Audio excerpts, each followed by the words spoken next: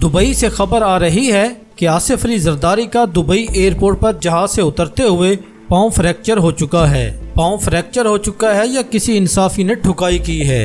नवाज शरीफ का मुल्क से बाहर जाना, फिर मरियम नवाज भी नवंबर में मुल्क से बाहर जा रही है। अब जरदारी का पाँव फ्रैक्चर होना और डॉक्टर का 4 हफ्ते का आराम का मशवरा, ये सब वाक़यात नवंबर में ही हो रहे हैं। मुराद सईद ने भी नवंबर का जिक्र किया था। अल्लाह इमरान खान की हिफाजत फरमाए। जब तक मियां नवाज शरीफ साहब नहीं चाहेंगे, खान की रिहाई मुमकिन नहीं है। शेर अफजल साहब को अपने आप को कंट्रोल करना होगा।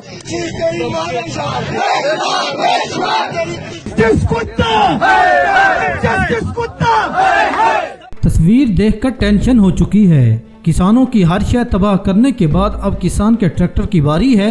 ये मामूली सा ट्रैक्टर इतनी बड़ी नहुसत का साया बर्दाश्त कर सकेगा क्या? कभी मरियम सफदर ट्रैक्टर पर चढ़ जाती है, कभी पुलिस वर्दी पहन लेती है, कभी स्कूल बेंच पर बैठ जाती है। आप सबसे अच्छी टिकटॉक वीडियोस तो बना सकती हैं, पर गवर्नेंस में कोई बेहतरी नहीं आ सकती। इसलिए इस वक्त पंजाब का किसान रो रहा है। पंजाब में अमन व अमान की सूरत हाल अबतर है और स्कूलों और हॉस्पिटल्स को प्राइवेट किया जा रहा है। लंदन में काजी फराड ईसा की जो छुतरोल हुई है और साथ उस भगौड़े की जो अब अमेरिका पहुंच चुका है ट्रंप के उठाने के लिए, इंसाफी इस पर बहुत ज्यादा खुश है। लेकिन इस पर पाकिस्तान की एस्टेब्लिशमेंट, टाउट सहाफी और नून लीग में सफ़े मातम है।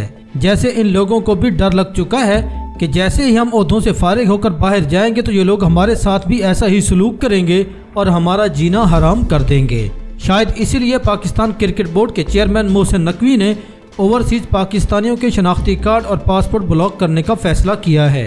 मतलब पाकिस्तान में दिन दिहाड़े चादर चार दीवारी का तकद्दुस पामाल किया जा रहा है, लोगों को उठाया जा रहा है।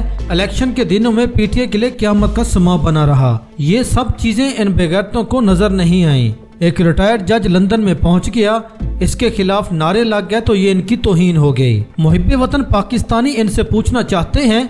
ये उस वक्त की वीडियो है जब नून लीग के कारकुनान चीफ जस्टिस और उनकी मां, बहन और बेटियों को गालियां दे रहे थे। क्या इनका शनाख्ती कार्ड और पासपोर्ट ब्लॉक किए गए या इनको गोल्ड मेडल से नवाजना है? लंदन में हुई छतरोल पर काजी फायज ईसा की बीवी का रंडी रोना शुरू हो चुका है। मसूफा का इल्तिजा करते हुए कहना है, कल मुझे और मेरे शौहर काजी फायज ईसा को लंदन में जलील किया गया।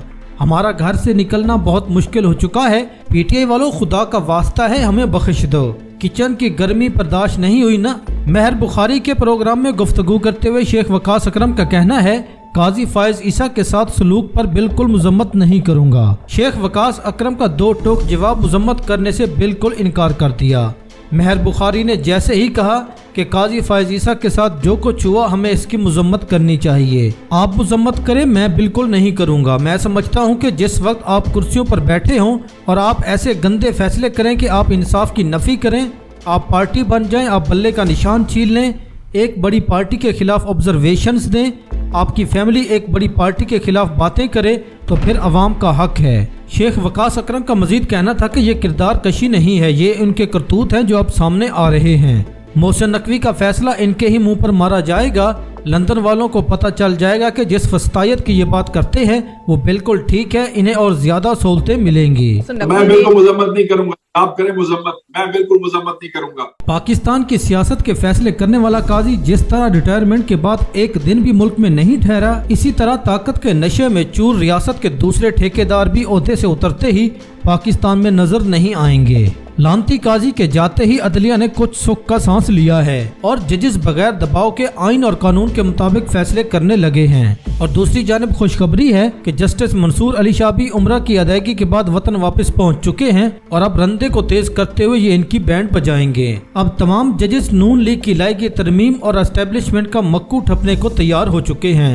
आज अदलिया की जानिब से 3 इंतहाई अहम खबरें सामने आई हैं। पीटीआई ने 63A नजरसानी केस सुप्रीम कोर्ट में दायर दरखास्त पर 22 नवंबर को चीफ जस्टिस याहिया अफरीदी के सरबराही में 7 रुकनी बेंच समाअत करेगा।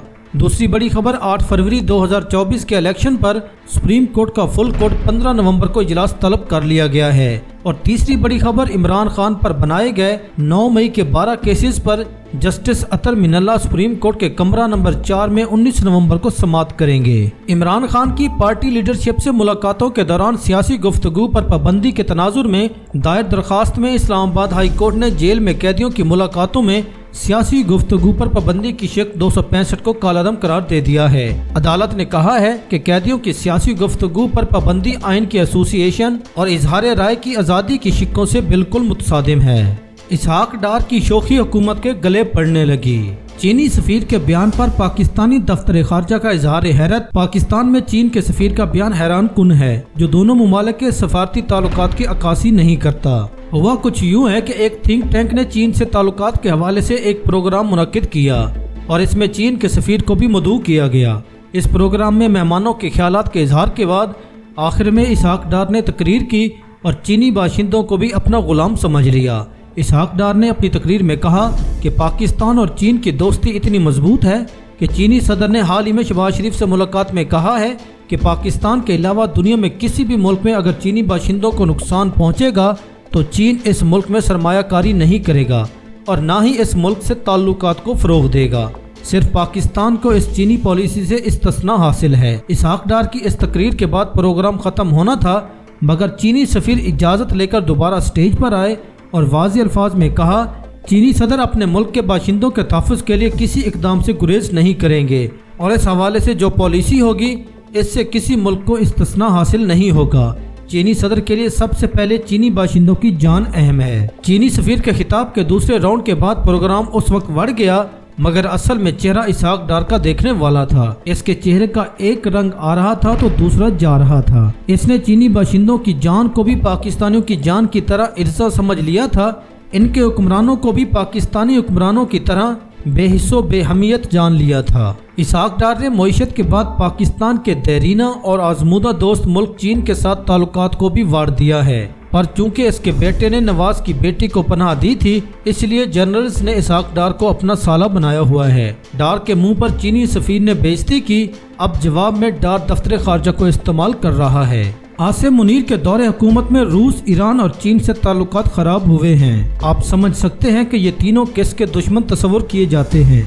जब पार्टी में तकरीबन तमाम लड़ाइयाँ खत्म हो चुकी थीं, सब एक दफ़ा फिर फौज और अदलिया पर फोकस थे, तो शेर अफजल मरवत का अचानक टीवी स्क्रीन्स पर बैठकर पार्टी पॉलिसी के खिलाफ बयानबाजी करना मरवत साहब को मशकूक बनाता है। हमें तो आज तक वो बयान नहीं भूलता जब सरकार ने कहा था इमरान खान ने आसिम मुनीर के खिलाफ एहतजाज से मना किया है, जबकि इमरान खान ने इस बयान की तरदीद की थी। इसके बाद यकीन हो गया था भाई साहब कहीं और से हैंडल होते हैं। शेर अफजल मरवत का कौन सा ऐसा कारनामा है पार्टी के लिए जो ये हर बार पार्टी पॉलिसी से हटकर अपनी 1.5 इंच की मस्जिद बना के बैठ जाता है। एहतजाज की बारी आई तो खुद बीमार हो गया और अब इसी एहतजाज को लूला लंगड़ा कह रहा है, और इसने हामिद खान के उम्मीदवारों को वोट तक नहीं दिया। मौसूफ की ठीक ठाक क्लास लेते हुए सलमान अकरम राजा का कहना है शेर अफजल मरवत को एक मौका दे रहे हैं। अगर शेर अफजल मरवत ने डिसिप्लिन का मुजाहरा ना किया तो इनके खिलाफ पार्टी कवानीन के मुताबिक कार्रवाई की जाएगी।